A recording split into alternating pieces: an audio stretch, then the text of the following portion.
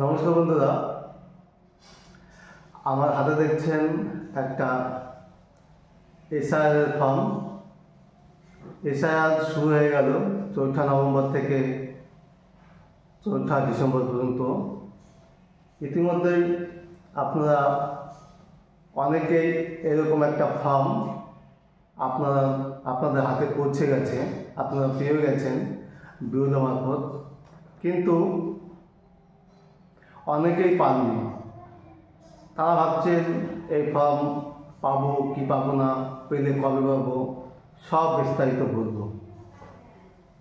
আপনাদের মধ্যে অনেকেই ইতিমধ্যে এই ফর্ম পেয়ে গেছেন, এসআইআর ফর্ম, নিবিড় সংশোধন, বিশেষ নিবিড় সংশোধন, এসআইআর স্পেশাল ইন্টেন্সিভ রিভিশন,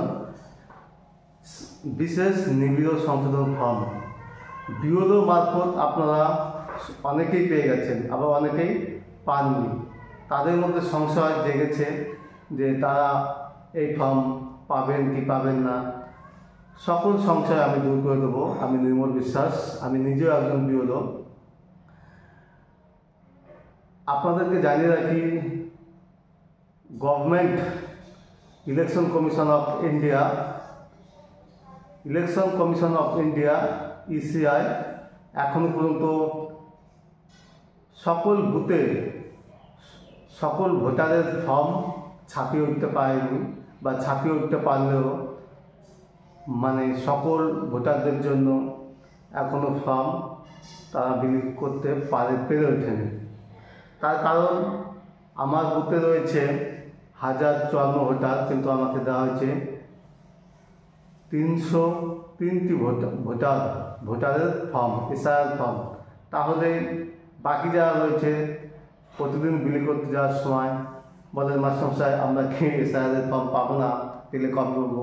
আমি তাদেরকে সকলকে বলেছি, ভয়ের কোনো কারণ নেই, সবাই এসআইআর ফর্ম পেয়ে যাবেন। এবং যখন আপনারা এই ফর্ম ফিল আপ করবেন, সুন্দরভাবে ফিল আপ করবেন।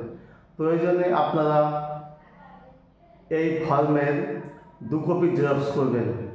1 কপি জেরক্স আপনারা রেখে দেবেন, আর 1 কপি জেরক্স আপনারা সুন্দরভাবে ফিল আপ করবেন। আপনাদের বিওলোরা এরকম 2 কপি ফর্ম দেবে, দুটোকেই আপনাদেরকে ফিল আপ করতে হবে। দুটো ফর্মকে আপনাদের ফিল আপ করতে হবে, এবং দুটো ফর্মেই পাসপোর্ট সাইজের রঙিন ছবি, পিছনের ব্যাকগ্রাউন্ডটা সাদা বা নীল হলে অবশ্যই ভালো হয়, আপনারা সেরকমই তোলার ব্যবস্থা করবেন। সাদা কিংবা নীল পিছনের ব্যাকগ্রাউন্ড, আমার ব্যাকগ্রাউন্ডটা যেমন রয়েছে, আমার পিছনের ব্যাকগ্রাউন্ডটা এরকম আপনাদের সাদা কিংবা নীল ব্যাকগ্রাউন্ড আপনারা রাখার চেষ্টা করবেন। 2 কপি ছবি, তার 1 কপি ছবি প্রথম ফর্মের ঠিক এইখানটায় 1 কপি ছবি এখানে মারবেন, আর 1 কপি ছবি আরেকটা ফর্মে মারবেন। ভুল ভ্রান্তি দূর করার জন্য আপনাদের 2 কপি জেরক্সের কথা বলছেন, 1 কপি জেরক্স আপনারা ঘরে রেখে দেবেন, আর 1 কপি জেরক্স আপনারা ফিল আপ করবেন। মোট আপনাদেরকে 2টো এরকম কপি দেওয়া হবে। 2 কপি আপনাদেরকে সুন্দর করে ফিল আপ করতে হবে। তার আগে 1 কপিতে আপনারা 1 কপি জেরক্সে আপনারা সুন্দর করে ফর্ম ফিল আপ করবেন। করার পর জেরক্সে যে জেরক্স কপি আপনারা করলেন, সেটাতে ভুল ভ্রান্তি হয়েছে কিনা আপনারা দেখে নেবেন, যে কোথাও ভুল হয়েছে কিনা। যদি ভুল ভ্রান্তি হয়, তাহলে জেরক্স কপিতেই ভুল ভ্রান্তি হবে। অরিজিনাল কপি দুটোতে আপনারা ভুল ভ্রান্তি করার চেষ্টা করবেন না। কারণ আপনারা যে তথ্য দেবেন, বিওলোরা কিন্তু বাড়িতে বসে আপনাদের কাছ থেকে এই ফর্ম সংগ্রহ করে সেই ফর্ম বাড়িতে বসে ফিল আপ করবেন। বিওলোরা আপনাদের 2 কপি দেখবেন সেই ফর্ম, এবং দুটোই 100% সঠিক হয়েছে কিনা সেটা চেক করে নেবেন। আপনারা মোদ্দা কথা, আপনারা যে ফর্ম দেবেন ফিল আপ করে বিওলোরা সেই ফর্মই নেবেন এবং চেক করে নেবেন। তারপর বিওলোরা স্বাক্ষর করে দেবেন এবং সই করে দেবেন। তো এখন প্রশ্ন হলো, এই ফর্ম কীভাবে ফিল আপ করবে? আপনারা অলরেডি ইউটিউব এবং বিভিন্ন সোশ্যাল মিডিয়া মারফত জানতে পেরে গেছেন যে এই ফর্ম কীভাবে ফিল আপ করতে হয়। তো আমি এখন বিস্তারিতভাবে বলবো, যেহেতু আমি একজন নিজে বিওলো, আমার হরিহরপাড়া ব্লকের কত নম্বর পার্টে রয়েছি সেটা আমি উল্লেখ করছি না। তো প্রথমেই এরকম একটা ফর্ম, এরকম একটা না দুটো ফর্ম আপনাদেরকে বিওলোরা দেবেন মোবাইলে স্ক্যান করে বা সিরিয়াল নম্বর মেরে। দেখুন, প্রথমেই রয়েছে নির্বাচকের নাম। ফর্মের ঠিক আমার ঠিক বাম দিকে রয়েছে নির্বাচকের নাম, এখানে দেওয়া থাকবে, এপিক নম্বর দেওয়া থাকবে, ঠিকানা দেওয়া থাকবে, তারপরে মাঝখানে থাকবে ক্রমিক সংখ্যা, অংশ নম্বর ও নাম। আমার যেমন আছে সেটা আমি উল্লেখ করছি না। বিধানসভা কেন্দ্রের নাম, যার যেমন আছে বিধানসভা কেন্দ্রের ঠিক তেমনভাবে থাকবে। রাজ্যের নাম, মাঝখানে একটা স্ক্যানার থাকবে কিউআর, এই কিউআরটা বিওলোরা স্ক্যান করে কিংবা ক্রমিক সংখ্যা মেরে আপনাদেরকে এই ফর্ম হাতে ধরিয়ে দেবে বা আপনাদেরকে দেবে। আপনারা অলরেডি অনেকে পেয়ে গেছেন, জানেন। মাঝখানে আপনার যে ভোটার লিস্টের যে পিকচার রয়েছে সাদা কালো, সেটা থাকবে। একদম আমার ডান সাইডে রয়েছে সাম্প্রতিক ফটো সাটুন, মানে সাদা কালো, ভুল বললাম, কালার ছবি আপনারা এখানে পাসপোর্ট সাইজের পিছনের ব্যাকগ্রাউন্ড সাদা কিংবা নীল হলে ভালো হয়। এখানে দুইটি ফর্মে আপনারা দুটো সাদা বা নীল ব্যাকগ্রাউন্ডের রঙিন ছবি এখানে আপনারা মারবেন। তারপরে রয়েছে এবার মোদ্দা কথা হলে প্রথম যে অংশটা রয়েছে সেটা খুবই ভাইটাল। আর প্রথমে যে রয়েছে অনেকের মধ্যে সংশয় রয়েছে, এই যে প্রথম যে অংশটা রয়েছে এটা কোন সালের তথ্য হবে, 2002 সালের না 2025 সালের। তো যাদের মধ্যে সংশয় রয়েছে তারা ভালো করে শুনে নেবেন। প্রথম যে অংশ রয়েছে তার সম্পূর্ণ তথ্য 2025 সালের হবে। 2025 সালের তথ্য আপনাদের দিতে হবে। প্রথমে রয়েছে জন্ম তারিখ, মাস, বছর, এই দিকটা আপনাদের ফিল আপ করতে হবে। এবং বলে রাখি,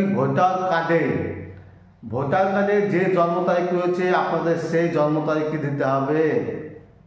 যদি কারো শুধু সাল উল্লেখ থাকে 2002-1998, তাহলে তাকে 1-1-1998 কিংবা 1-1-2002 এরকম, কিংবা XMMB এরকম ইত্যাদি ফর্ম ফিল আপ করে ওখানে ফিল আপ করে আপনাকে ভরতে হবে। অর্থাৎ জন্ম তারিখ, ভোটার কার্ডের জন্ম তারিখ আপনাকে ওখানে বসাতে হবে। তারপরে আধার নম্বর, বলছে আধার নম্বর ঐচ্ছিক, আপনি দিতেও পারেন নাও দিতে পারেন, তবে আমি বলবো যেহেতু আপনার আধার নম্বর আছে আপনি আধার নম্বর দেবেন। তারপরে মোবাইল নম্বর মাস্ট আপনাকে দিতে হবে। পিতা বা অভিভাবকের নাম, আপনি এখানে পিতার নামও দিতে পারেন, অভিভাবকের নামও দিতে পারেন। তারপরে পিতা বা অভিভাবকের এপিক নম্বর, আপনার পিতা বা অভিভাবক যিনি আছেন তার এপিক নম্বর যদি থাকে অবশ্যই আপনাকে দিতে হবে। মায়ের নাম দিতে হবে, মায়ের এপিক নম্বর যদি থাকে তাহলে দেবেন। আপনি যেহেতু মায়ের এপিক নম্বর থাকলে অবশ্যই দেবেন। তারপর হচ্ছে স্বামী স্ত্রীর নাম যদি থাকে, যদি এই ফর্মটা কোনো মহিলা পূর্ণ করে বা ফিল আপ করে তাহলে সেই মহিলা তার স্বামীর নাম দেবে। আর যদি কোনো স্বামী বা যদি কোনো স্বামী ফিল আপ করেন তাহলে সেই স্বামী তার স্ত্রীর নাম দেবেন। এইবার যেটা আসছি সেটা হচ্ছে আরও গুরুত্বপূর্ণ, সর্বশেষ SIR নির্বাচক তালিকায় থাকা নির্বাচকের বিবরণ। সর্বশেষ SIR কত সালে হয়েছিল? 2002 সালে। 2002 সালে আপনি 2025 সালে প্রথমে ফিল আপ করলেন, তারপরে আপনাকে ফিল আপ করতে হবে 2002 সালে। যদি আপনার ভোটার লিস্টে নাম থাকে তাহলে দেখা গেল 2002 সালে আপনার ভোটার লিস্টে নাম নেই, তাহলে আপনার এই অংশটা ফিল আপ করার দরকার নেই। কিন্তু যাদের আছে তারা অবশ্যই এই অংশটা ফিল আপ করবে। নির্বাচকের নাম, আপনার নাম এপিক নং যদি থাকে, আত্মীয়র নাম, সম্পর্ক, জেলা, রাজ্যের নাম, বিধানসভা ক্ষেত্রের নাম। 2002 সালে বিধানসভা যেটা ছিল আপনার সেটা এখানে বসাবেন।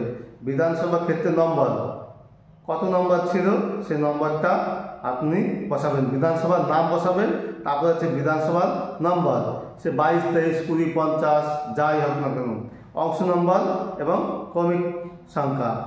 আর এই অংশটা হবে, ঠিক এই অংশটা হবে 2002 সালে যাদের নাম আছে তারা লাভ করবেন। এবার এই অংশটা আছে, এই অংশটা অনেকটাই জটিল, এই অংশটা শুনে নেবেন। আত্মীয় বিবরণ যার নাম পূর্ববর্তী কলামে সর্বশেষ SIR-এ দেওয়া হয়েছে।